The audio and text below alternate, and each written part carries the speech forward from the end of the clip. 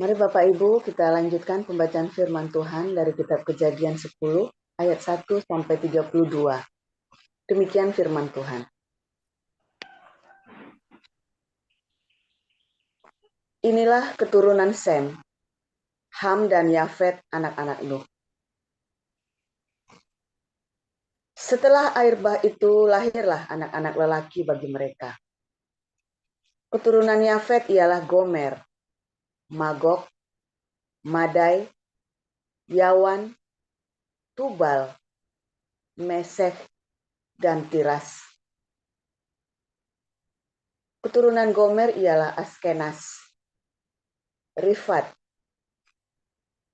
dan Togarma. Keturunan Yawan ialah Elisa, Tarsis, orang Kitim, dan orang Dodanim. Dari mereka inilah terpencar bangsa-bangsa daerah pesisir. Itulah keturunan Yafet, masing-masing di tanahnya, dengan bahasanya sendiri, menurut kaum dan bangsa mereka. Keturunan Ham ialah Kush, Misraim, Put, dan Kanaan. Keturunan Kush ialah Seba, Hawila, Sabta, Raema, dan Sabteka. Anak-anak Raema ialah Sheba dan Dedan.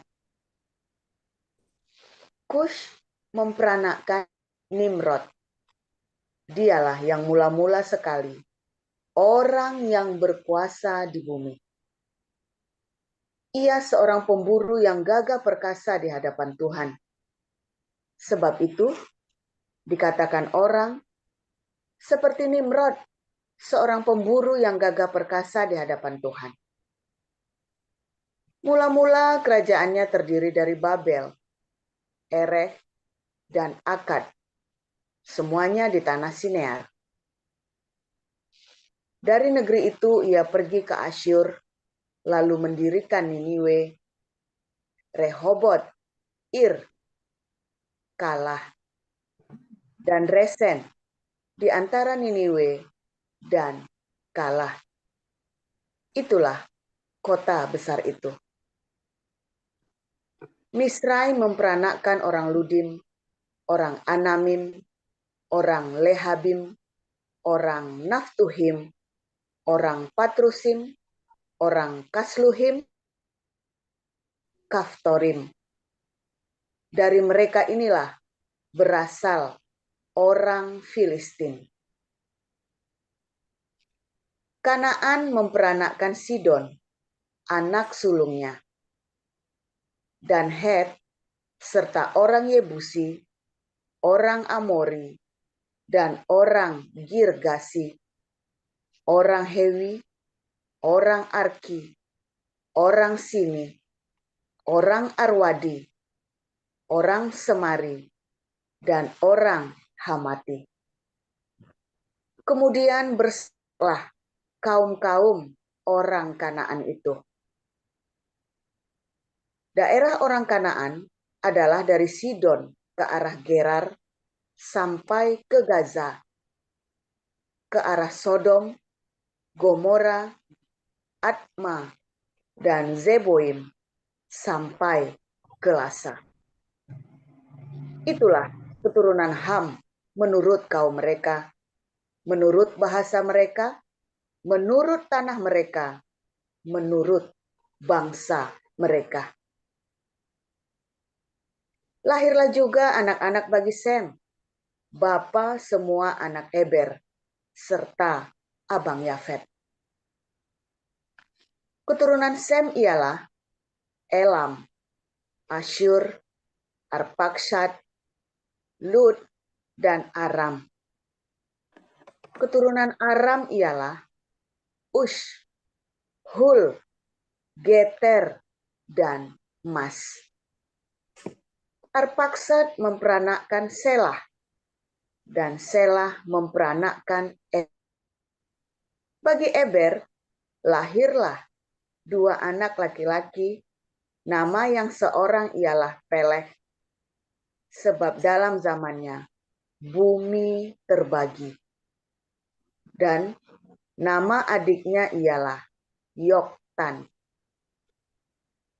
Yoktan memperanakkan Almodad, Selef, Hazar Mawet, dan Yerah, Hadoram, Uzal dan Dikla, Obal, Abimael, Ofir, Hawila, dan Yobab. Itulah semuanya keturunan Yoktan.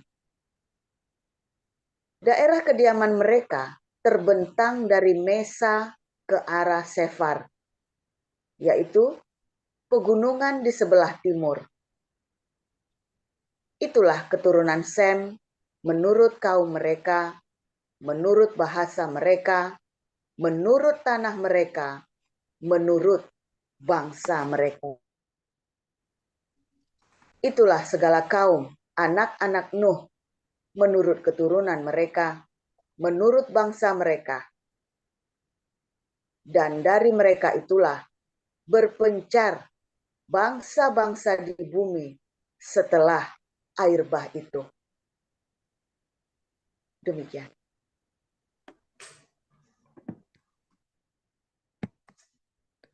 Baik, Silakan, Sarma. saya akan melanjutkan pembacaan kebenaran firman Tuhan yang terambil dari kitab Wahyu pasal 13. Beginilah kebenaran firman Tuhan. Lalu aku melihat seekor binatang keluar dari dalam laut, bertanduk 10 dan berkepala 7. Di atas tanduk-tanduknya terdapat 10 mahkota dan pada kepalanya tertulis nama-nama hujat. Binatang yang kulihat itu serupa dengan macan tutul, dan kakinya seperti kaki beruang, dan mulutnya seperti mulut singa. Dan naga itu memberikan kepadanya kekuatannya, dan tahtanya dan kekuasaannya yang besar.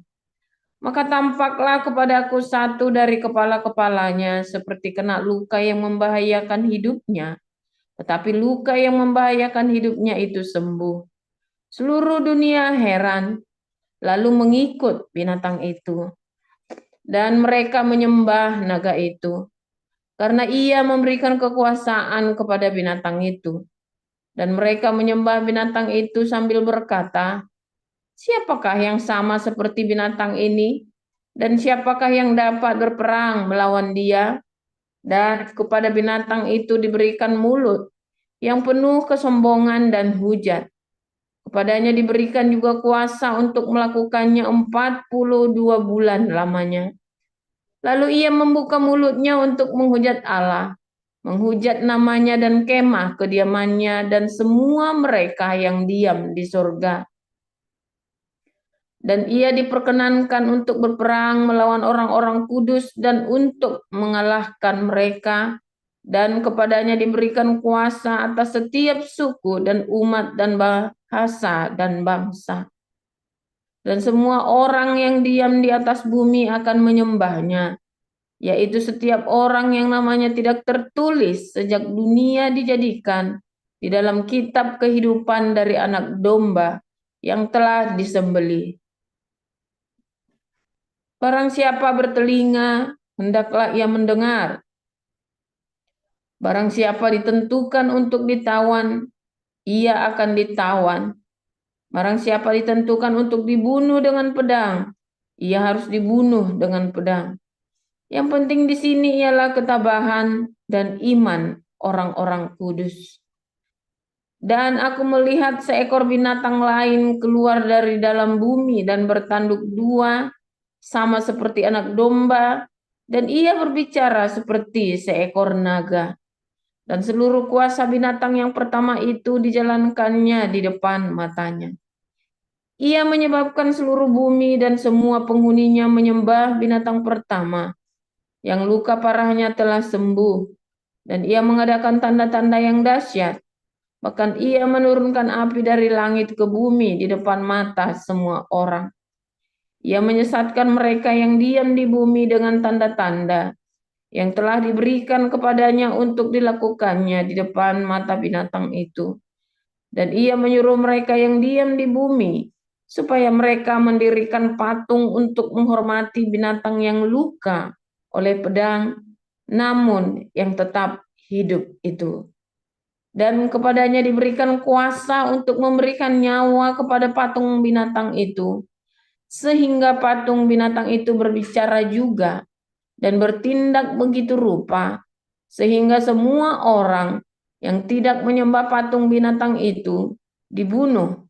Dan ia menyebabkan sehingga kepada semua orang, kecil atau besar, kaya atau miskin, merdeka atau hamba, diberi tanda pada tangan kanannya atau pada dahinya, dan tidak seorang pun yang dapat membeli atau menjual selain daripada mereka yang memakai tanda itu, yaitu nama binatang itu atau bilangan namanya.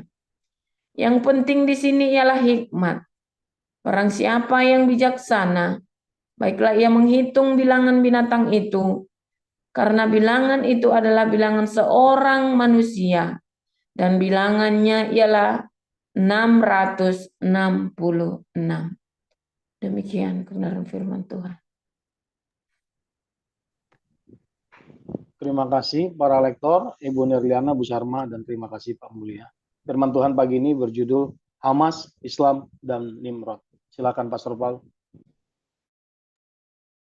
Haleluya, luar biasa firman Tuhan, selalu baru setiap hari ketika kita menanti-nantikan Tuhan dengan pengharapan yang sejati, saudara ya. Pengharapan yang tulus, yang sejati.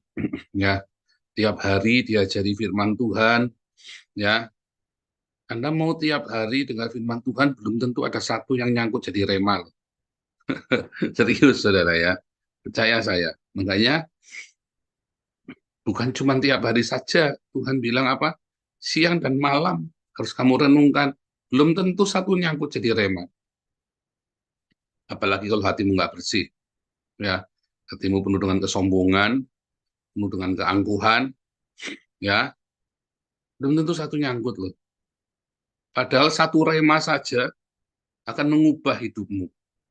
Dan kalau satu rema bisa mengubah hidupmu, maka kalau kamu tiap hari penuh rema, maka hidupmu itu penuh dengan Roh Kudus, penuh dengan kuasa itu, saudara ya. Makanya orang bisa bertumbuh ya karena rema yang dia dengar. Satu rema membuat dia bisa lahir baru, saudara. Ya, tetapi kalau cuma satu rema itu saja, ya udah benih itu mati, ya nggak tumbuh lagi, ya sudah berhenti di situ mandek. Dan kalau Anda mandek, Anda hancur. Wah, tapi sudah lahir baru, Pak. Lah, iya, sudah lahir baru. Emang kamu nggak perlu ngerjain. Keselamatan itu harus dikerjakan. Ya, kerjakan keselamatanmu. Ya, jangan sekali selamat tetap selamat. Nggak ada ceritanya begitu, saudara ya. Itu teologi yang salah yang membuat orang jadi kejam, jadi jahat. Orang beragama itu jadi jahat. Sekali selamat tetap selamat, gundul peang gitu ya. Kan, kamu selamat. Kalau begitu kamu menerima Yesus Kristus sebagai Tuhan dengan sungguh hati karena kelahiran baru, selamat, saudara. Setelah itu kamu kerjakan, karena akan lebih mudah mengerjakannya dibanding dengan kamu tidak lahir baru. Lalu kamu berusaha melakukan firman Tuhan, wah ya sulit, amat sangat sulit.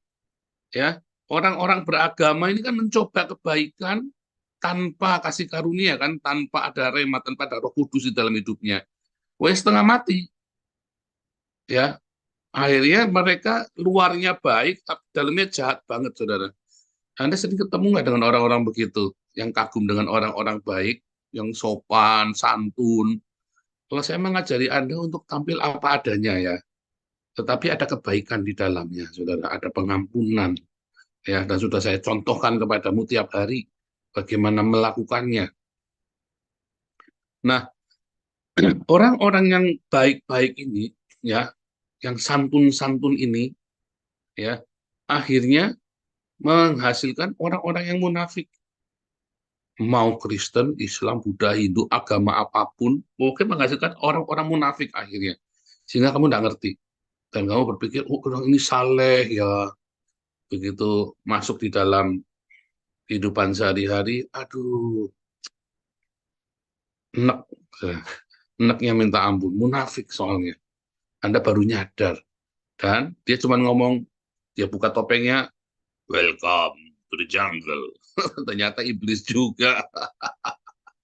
Ya kan? Ya, berapa banyak Anda yang menikah dengan orang-orang yang kelihatannya saleh, ya begitu ya. Itu sudah menikah, kamu sudah diperawani, udah punya anak 3, udah melorot semua, dia buka topengnya. Waduh, dibuka topengnya serem kali, saudara ya. Belajarlah untuk tidak menjadi munafik, tampil apa adanya. Biarlah Roh Kudus yang mengerjakan kebaikan itu di dalam hatimu, ya, yang menggerakkan kebaikan itu, saudara. Itu nanti asli ori, ya. Makanya nggak cukup cuma satu rema, harus rema lagi, sehingga Anda dengan senang hati melakukan kebaikan. Ya, dengan senang hati melakukan kebaikan. Makanya, ya, beberapa pelayanan itu suka saya drop tuh ya. Kita mau mengerjakan party, begitu sudah ribut saya drop, ya. Natal refugee, begitu drop saya drop, saudara. Jangan mengerjakan sesuatu ya dengan ribut, karena kita sedang melayani Tuhan. Hidup kita ini pelayanan. Jadi kalau kamu mengerjakannya dengan jengkel, ya, maka hasilnya nggak baik. Hasilnya jadi nggak baik, ya, karena kamu mengerjakan dengan jengkel hidupmu. Jadi nggak tulus, namanya bukan melayani. Nah, kalau kamu mengerjakannya nggak ikhlas, ya jangan dikerjain, ya, jangan dikerjakan, jangan karena jengkel terus dikerjakan, karena itulah melayani. Beda dengan karyawan. Nah, kalau kamu karyawan, kamu suka nggak suka kudu kerja, kalau nggak digaji. Dan jangan main-main, kalau Anda seorang Kristen sekalipun, Anda suka nggak suka kudu kerjain, karena kamu karyawan. Tetapi kalau kamu sedang melayani, kalau kamu nggak suka, kamu nggak boleh kerjain. Nggak boleh. Karena harus dengan sukacita mengerjakannya. Itu. Nah, tetapi akan lebih baik ketika kamu tahu kamu nggak suka, dengan rela hati, ya saya kerjakan, saya nggak suka. Tapi karena ini melayani, saya mau salibkan daging saya, ego saya. Yuk kita lihat, wah itu luar biasa. Tahu bedanya ya, nanti diulangi lagi, saya nggak mau ulangi lagi. Diulangi lagi, nanti videonya. Itu yang harum baunya di hadapan Tuhan. Tadi saya ngomong sama anak saya waktu kecil, papa saya pernah ternak burung puyuh. Ya, kalau jam 9 malam, ini kan jam 10 ya, tadi jam 9 saya ngomongnya anak saya miracle di rumah kan. Untung papamu nih kerjanya di multimedia ya. Jadi kamu paling disuruh nyanyi, itu aja masih ngomel-ngomel. Namanya anak teenager kan. Kan biasa kan, itu saja masih ngomel-ngomel. Saya ledekin dia. Coba kalau kamu anaknya tukang ternak puyuh, jam 9 malam kamu nggak disuruh nyanyi. Suruh ngasih minum burung puyuh itu loh, ada 10.000 ekor itu. Kamu suruh kasih minum malam-malam, kamu wah, ibu saya rumahnya di desa ya, jadi pakainya Petromax. Terus ketika saya lagi masukin airnya itu ke kandangnya, wah kan buas itu burung itu kan, girap-girap kan, haus mereka kan, wah dipatokin tangan saya, sampai saya jengkel tak cekek burungnya, saudara. Saking jengkelnya ya. Lagi ngantuk-ngantuk jam 9 kasih minum burung, ya pakai petroma gelap-gelap, injek tai, injek apa, waduh, saudara saya jengkel, tak cekek burungnya, tak cekek tak lewat balang. Bilang, kamu udah disuruh ngasih minum burung kamu cuma disuruh nyanyi aja masih jengkel. Ya namanya orang teenager ya, saya tahu. Jadi sebenarnya bukan masalah dia ngasih, oh ini kerjanya kotor, oh ini kerjanya bersih. Enggak, memang dasarnya mood. Semua orang itu ada moodnya. Nah, kamu jangan sampai di-drive oleh mood. Ya, semua orang itu ada moodnya. Ada orang udah capek sekali, tapi kan dia sukacita, moodnya baik, ya nggak apa-apa, kerjain. Tapi dasar moodnya jelek, kerjaan seringan apapun jadi berat. Sering apapun saudara, percaya saya, itu jadi berat. Ya, kalau ngasih minum burung puyuh malam-malam itu jangan berat, karena kita mesti naik tangga. Itu kan tangganya kandangnya kan sap-sapan gitu. Saya bayangin saya anak 9 tahun ya waktu itu ya. 9 tahun mesti kasih makan sendirian itu 10, karena gantian sama kakak saya kan.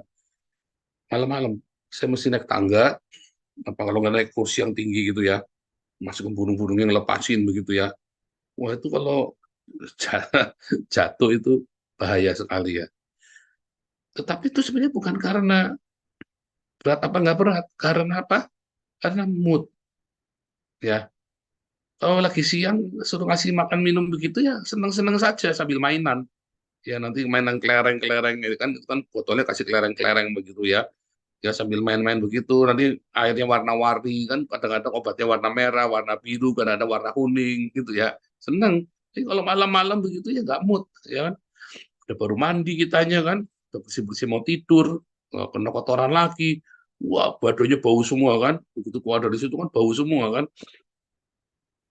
Nah, itu seperti itu, saudara. Tapi mood, balik lagi mood, karena moodnya kita jelek. Ya. Nah, bagaimana mood yang tetap harus baik itu, saudara? Mood yang harus baik itu harus penuh dengan Roh Kudus. Ya, kalau enggak ya Anda makan coklat terus, ya, gemuk nanti lama-lama. Ya kan, memperbaiki mood kan dengan makan coklat kan. Nah, tetapi itu rahasianya Anda kalau malam minum susu, minum coklat, bukan susu coklat, tapi itu coklat, coklat hangat. Ya. Di coklat Anda di rumah ya, di coklat terus dituang begitu ya, supaya moodmu baik dan tidurnya nyenyak. Ya, tidur pun moodnya kalau nggak baik nggak enak, gusar kan. Tapi kalau tidur moodnya baik, makanya kalau habis marah-marah supaya jangan sepaneng, Anda bikin coklat panas, ya enak itu anget-anget tuh. Nah, itu tips ya, itu tips. Nah, tetapi yang terbaik adalah kalau Roh Kudus memenuhi hidupmu, saudara, sehingga marahmu tuh cepat selesai, nggak sampai berminggu-minggu, nggak sampai berbulan-bulan. Ada yang marahnya sampai berbulan-bulan nggak? Wah, saya ngalami marah berbulan-bulan, ya, menderita ya, saudara ya. Menderita sekali. Marah berbulan-bulan itu, marah sehari saja nggak enak sekali ya. Orang marah itu sebenarnya nggak enak ya. Orang marah itu nggak enak. Saya merasakannya ya, marah itu nggak enak. Tetapi pada kenyataannya kita masuk ke arah sana kan. Ya kan? Nah, orang-orang yang kehidupannya agak tidak dipenuhi Roh Kudus, maka dia akan marah sampai berminggu-minggu, berbulan-bulan, bertahun-tahun. Rasa marah itu menguasai hidupnya, saudara. Ya, karena rasa marah itu menguasai hidupnya, akhirnya merusak. Kelihatannya sopan, saudara, tapi merusak. Kalau saya ini kelihatannya keras, tapi saya membangun. Nah, beda ya. Ada orang yang kelihatannya wah luar biasa sadisnya, tapi dia membangun. Karena apa? Karena disiplin. Karena cinta itu menghanguskan. Ya, cinta itu menghanguskan, kata Tuhan Yesus kan. Menghanguskan kan? Kelihatannya marah, tetapi membangun dia. Ya, seperti ayahmu, seperti papa saya ya. Kelihatannya marah, tapi dia membangun anak-anaknya. Makanya kita anak-anaknya ini ya, nggak bertengkar ya, nggak bertengkar. Kita rukun anak-anaknya, dibangun. Saudara, ada yang unik ya, kalau kita bicara tentang roh agamawi ya.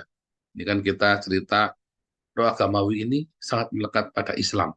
Roh agamawi ini benar-benar ya, karena satu-satunya agama di dunia itu adalah Islam.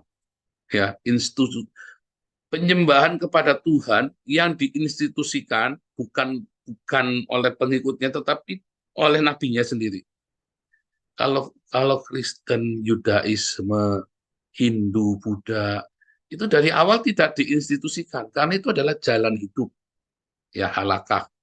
Kristen itu adalah halakah. Yesus berkata, akulah halakah. Para murid berkata, pengikut jalan Tuhan, halakahnya Tuhan. Ya, orang Yahudi mengikuti halakah. Ya, Henok halak dengan Yehova dan makanya tidak ada lagi karena diangkat. Ya kan? Itulah halak berjalan. Musa berjalan dengan Tuhan. Orang Israel halak dengan Tuhan. Ya, kita orang-orang pengikut Kristus halak dengan Kristus berjalan. Buddha juga sama, ya. Zen itu adalah sebuah gaya hidup, ya, sebuah jalan hidup, sama. Hindu juga sama, ya. Tetapi kalau Islam adalah sebuah institusi, ya, sebuah institusi yang dibangun oleh Muhammad, ya, yang masuk ke dalam pemerintahan, masuk ke dalam sosial kultur masyarakat, bahkan ke sendi-sendi rumah tangga. Sebuah institusi yang kalau kamu salah, kamu lagi berhubungan seks salah, terus kamu ngadu ke mahkamah agama, kamu bisa menuntut ya hubungan seksnya, bukan karena KDR ya, tapi salah posisi misalnya kan. Bisa dan segala macam deh yang aneh-aneh gitu ya, karena mencampuri seluruh, itulah institusi, ya. Nah, saudara, institusi ini awalnya dibangun oleh seorang yang bernama Nimrod, ya. Institusi agama ini semula dibangun oleh Nimrod. Justru karena institusi agama ini, maka Nimrod bisa berkuasa. Dia tipu itu rakyat semuanya, ya, supaya menyembah, ya, sesembahannya Nimrod, yaitu dirinya sendiri, ya. Sesembahannya Nimrod yaitu dirinya sendiri yang dianggap menjadi apa namanya,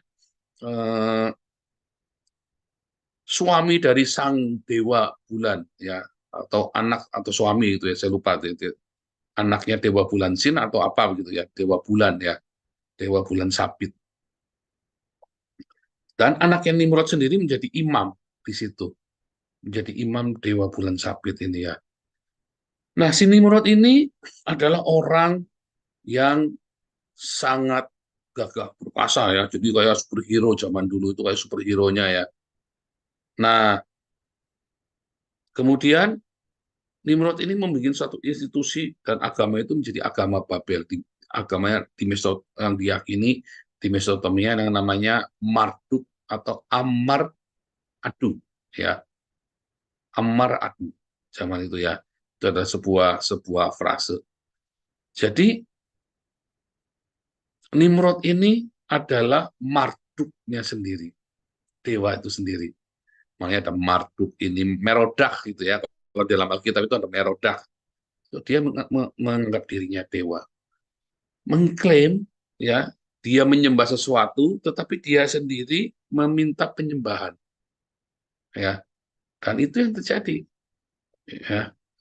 Agama yang diinstitusikan, akhirnya dia, orang yang nggak mau menyembah dia memerangi bangsa-bangsa supaya menyembah Marduk, ya, menyembah Marduk, memerangi bangsa-bangsa supaya menyembah Marduk. Nah, ini sama dengan Islam, memerangi bangsa-bangsa supaya menyembah kepada Allahnya orang Islam. Bagaimana dengan Israel? Israel itu tidak memerangi bangsa-bangsa supaya orang itu jadi Yudaisme, enggak, saudara. Ya, kalau kamu mau tinggal di tanah Israel, kamu kudu disunat. Tapi kalau kamu tidak tinggal di tanah Israel, kamu tidak perlu disunat. Benar Kristen? Oh, Kristen sempat ya. Kristen itu sempat berperang supaya kamu jadi Kristen. Oh pernah ya. Tetapi aslinya selama 300 tahun pertama kekristenan, tidak ada perang yang dihasilkan oleh orang Kristen sehingga Kristen menguasai 2/3 dunia. Nggak ada, saudara. Nah, bagaimana dengan Hamas? Hamas ini sama ya, dia menggunakan agama untuk memerangi bangsa lain. Nah, Hamas ini adalah sebuah perjuangan Islam, ujung tombak perjuangan Islam untuk menghapuskan orang Yahudi. Sama seperti Nimrod ingin menghapuskan Abraham dan keturunannya, maka sama ya, si Hamas ini adalah ujung tombak untuk menghapuskan orang Yahudi. Ketika dunia bertobat dari antisemitik, orang Kristen bertobat dari antisemit, anti-Yahudi, orang Islam masih meneruskan semangat anti-Yahudi ini. Ya, orang-orang Islam ini masih meneruskan semangat anti-Yahudi ini, bahkan ditularkan, berusaha memaksa orang lain untuk ikut-ikut antisemit. Bahkan orang-orang yang bukan Islam dipengaruhi supaya antisemit dengan alasan yang nggak jelas. Ya, itu kuliah saya ya, saudara ya. Dengan alasan yang nggak jelas. Nah, kita nggak mau cerita politiknya karena masih pagi di sana. Ya, tapi saya mau cerita. Ya, ketika kamu memaksakan ya keyakinanmu kepada orang lain dengan kekerasan, ketika kamu memaksakan ya Tuhan Trinitas, ya beda ya, Anda mempersuasi, teman-teman cerita, ya orang mendengar pemberitaanmu lalu dia percaya. Tetapi ketika kamu memaksakan, lalu kalau orangnya nggak mau dengar kamu tekan dia, saudara. Nah, itu hati-hati, saudara. Dan Anda juga jangan mau ada orang yang berusaha menekan kamu untuk supaya kamu percaya. Jangan mau, saudara. Itu berasal dari iblis. Makanya Tuhan tidak berfirman, jadilah semua Kristen. Nggak akan, saudara. Tidak akan. Tetapi dia masuk dengan lembut, supaya kamu sendiri yang menimbang memutuskan. Supaya kamu sendiri yang ikhlas dan rela mengikutinya. Makanya Tuhan tidak datang dengan kekerasan, tidak datang dengan pedang kepada kita. Karena dia mau supaya kamu rela, ikhlas dalam melayani Tuhan. Kamu ikhlas, kamu rela, bukan dipaksa. Ya, supaya kamu dengan senang hati, dengan sukacita melayaninya. Apa itu melayani, saudara Voda? Yaitu ketika kamu berdiakonia, ya, dengan sukacita, bukan dengan paksaan. Makanya gerakan diakonia kita nggak boleh dengan paksaan, saudara. Jangan suka ribut. Ya, sesama pengurus, yang satu merasa paling suci, paling benar, yang satu merasa paling banyak kerjaannya, yang satu merasa paling jujur, ya. Jangan, nanti kalau ada orang nanya, oh, rasanya mau maling, mau bikin proyek, ada ini, ngajuin proposal dulu, lalu dicari-cari, beda dikit saja, ya, belum tahu jelas beda dikit, kan macam-macam. Ya, harga beda itu kan macam-macam. Oh, ini pasti mau nyuri nih. Ya, jangan. Nah, itu namanya nggak ikhlas, saudara ya. Itu nggak ikhlas. Nah, itu namanya kita tidak sedang melayani Tuhan, tapi kita sedang melayani ego kita sendiri. Amatin deh. Ya, amatin kalau tidak percaya, kamu sedang melayani egomu sendiri. Seakan-akan badanmu melayani Tuhan, tapi sebenarnya enggak, kamu melayani egomu sendiri. Ya, puas pokoknya kalau kamu udah merasa kamu paling suci, merasa kamu paling jujur, merasa paling rajin, merasa paling berbuat banyak buat Tuhan, ya kan? YouTuber kan juga begitu kan? Makanya YouTuber itu kalau sudah merasa paling suci, cuma tak tanya kamu buahnya mana, malu, kan malu, saudara, iya kan? Wah, saya kan tidak perlu pamer, setelah bullshit, kamu nggak berbuah. Ini kan kamu nggak berbuah. Tapi kalau ditanya buahmu mana kan, malu kan, soalnya saya banyak. Tapi merasa paling suci, paling benar ini kan, para apologet Trinitas Oneness ini kan, sama dua-duanya brengseknya, saudara ya. Merasa paling benar, saling mencaci maki ya, kalau debat itu ada lihat ya, saling mencaci maki. Mereka yang saling mencaci maki, lalu mereka nuduhnya saya yang mencaci maki ya. Padahal mereka yang saling mencaci maki, dan saya yang sering dicaci maki sama mereka. Nah itu ya, orang kalau tidak ada buahnya itu begitu, saudara ya. Nah ya, saudara, apapun bentuk pelayananmu kepada Tuhan, lakukan dengan ikhlas, dengan sukacita. Jangan dengan marah-marah, jangan dengan sampai kamu kudu menganiaya sesamamu dengan perkataanmu, ya kan. Oh, perkataan kita itu lebih tajam daripada pedangnya Hamas, saudara. Ya, perkataan saya itu lebih tajam ya daripada semua perlakuan orang Islam kepada orang Kristen. Itu ngeri sekali, yang saya ngomong itu menusuk ke muncul, bikin orang cancer itu, saudara. Bikin orang kena batu empedu itu. Ya, yang saya ngomong itu bikin orang kejang-kejang itu, saudara ya. Sampai banyak ustadz mati gara-gara saya ngomong kan. Ya, kan udah banyak ustadz mati gara-gara saya ngomong mereka nggak tahan dengan omongan saya kan. Iya kan, Tuhan Yesus kan membunuh musuh-musuhnya dengan pedang yang keluar dari mulut ya saudara. Iya kan? Tuhan Yesus kan membunuh lawan-lawannya dengan pedang yang keluar dari mulutnya. Itu perkataan saudara ya. Ngomong sampai orangnya mati berdiri saudara. Anda pernah tahu itu nggak, orangnya kamu diomongi sampai orangnya mati berdiri. Ya kan kayak Daud kan.